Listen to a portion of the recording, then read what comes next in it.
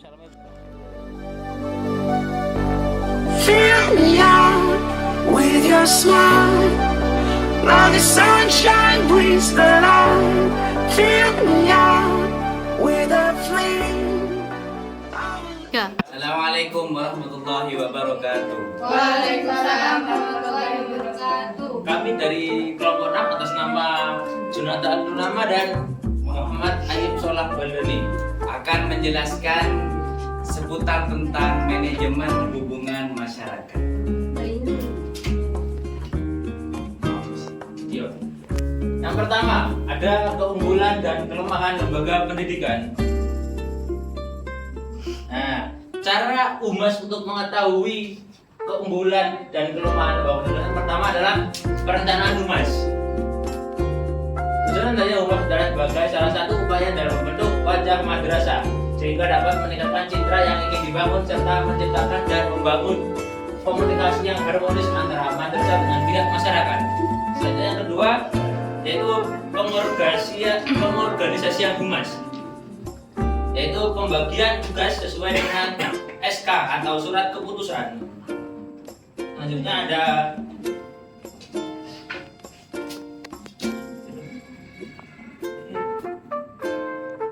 adalah pelaksanaan Humas. Pelaksanaan Humas kegiatan atau program kehumasan dilakukan sesuai dengan jadwal yang ditentukan.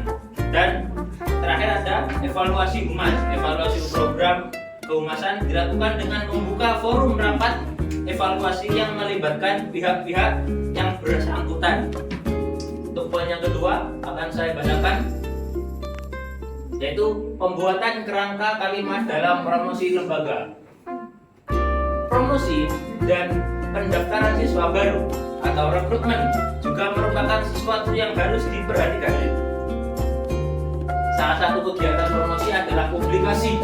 Publikasi pada dasarnya adalah bertujuan untuk memperkenalkan madrasah kepada masyarakat.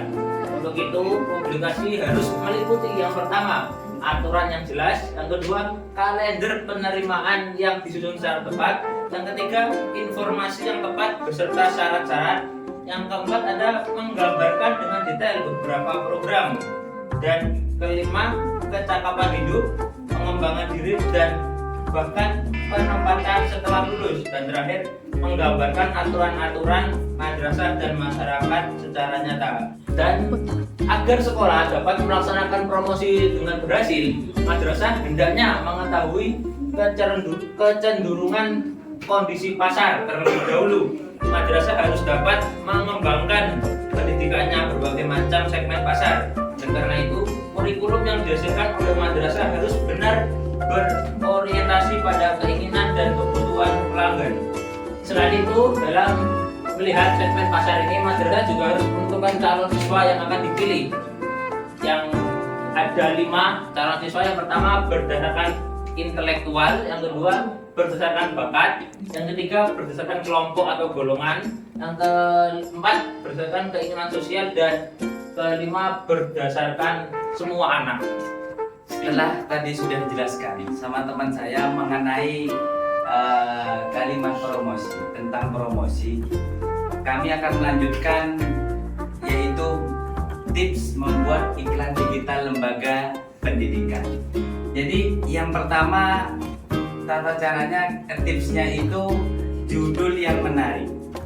Judul yang menarik dalam artian pastikan judul iklan itu menarik perhatian dan mengandung kata kunci utama.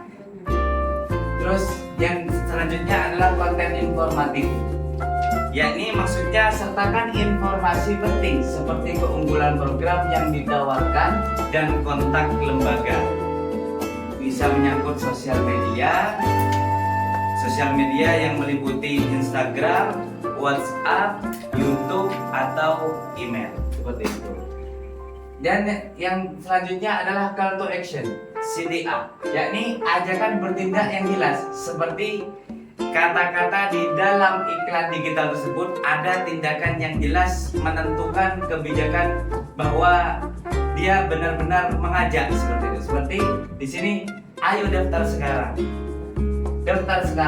atau hubungi kami, seperti itu. Di dalam ada kontak us gitu. Biasanya kalau di dalam iklan digital itu ada tulisan di pamflet kontak person, ya, tahu seperti itu. Yakni dengan gunakan gambar atau video yang relevan dan pastinya menarik untuk mendukung pesan iklan. Terus selanjutnya adalah promosi atau diskon. Di kalangan sekolah-sekolah atau lembaga ini sudah banyak kita ketahui bahwa kita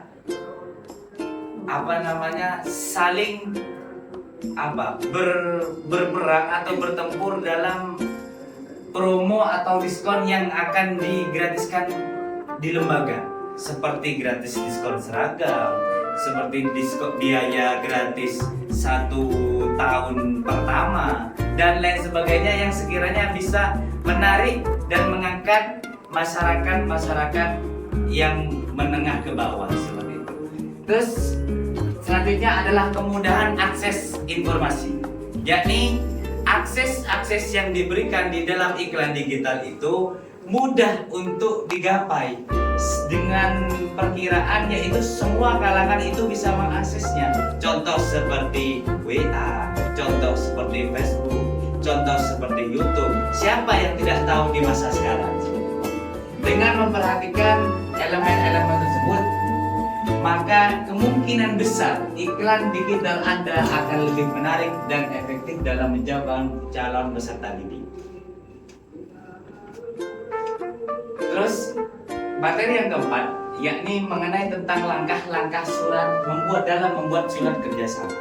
Jadi kalau kita bisa istilahkan MOU lah seperti itu. Yakni yang pertama, gunakan kop surat resmi dari lembaga pengirim, yang mana kop surat itu biasanya mencantumkan logo lembaga, nama lembaga, alamat, nomor telepon, dan alamat email pastinya. Terus selanjutnya adalah tuliskan tanggal pembuatan surat di bagian kanan atas atau sesuai format yang digunakan oleh lembaga seperti yang sudah dijelaskan oleh kelompok sebelumnya. Yang selanjutnya adalah cantumkan nomor surat jika diperlukan oleh kebijakan administrasi lembaga. Penerima surat, yakni penerima surat sertakan nama, jabatan, dan alamat lembaga yang dituju. Pastikan informasi ini akurat dan jelas. Gunakan salam pembuka yang formal, misalkan dengan hormat atau kepada yang terhormat. Jika diperlukan, tambahkan cap resmi lembaga. Tips dalam membuat kerjasama, yakni jelas dan spesifik. Pastikan semua informasi yang disampaikan jelas dan spesifik untuk menghindari kesalahpahaman antar lembaga yang kerjasama. Formalitas dan kesopanan. Pastinya kita harus menggunakan bahasa yang formal dan sopan sesuai dengan norma-norma penulisan surat resmi. Terus yang terakhir, cek ulang, yakni periksa kembali surat untuk memastikan tidak ada kesalahpahaman dalam penulisan atau informasi yang kurang detail. Yang terakhir adalah konsultasi hukum. Jika perlu, konsultasikan surat dengan bagian hukum lembaga untuk memastikan semua aspek legal telah dipenuhi. Next. Yang terakhir adalah menghadapi komplain dari wali murid, yang mana wali murid itu komplain kepada lembaga kita, mungkin mengenai dari masalah dan lain sebagainya. Yang pertama adalah menilai komplain dengan sikap positif, yakni dengarkan dengan seksama, kemudian tetap tenang dan profesional sebagaimana yang sudah disarankan. Yang kedua adalah empati dan pemahaman, yakni tunjukkan rasa empati kita, rasa kasih sayang kita bahwa lembaga kita itu memang bisa mengayomi peserta didik dengan baik. Yang kedua, yakni maksudnya ulang inti masalah yang itu bisa dicari inti dari masalah tersebut.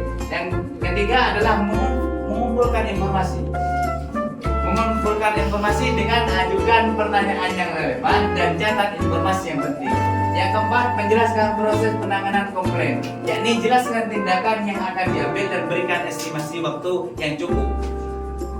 Yang kelima adalah tindakan dan penyelesaian, yakni ambil tindakan segera dan koordinasi dengan pihak yang terkait. Yang keenam adalah komunikasi berkelanjutan. Update berkala, tindak lanjut setelah penyelesaian. Yang ketujuh adalah dokumentasi dan evaluasi. Dokumentasikan keluhan dan penyelesaian dari wali murid dan evaluasi dan perbaikan. Yang terakhir adalah menawarkan apresiasi, yakni ucapan terima kasih pastinya dan berikan kepada wali murid yang mengkomplain satu apresiasi yang bagus agar supaya wali murid itu bisa merasa dihargai oleh lembaga kita. Sekian dari kami. Assalamualaikum warahmatullahi wabarakatuh.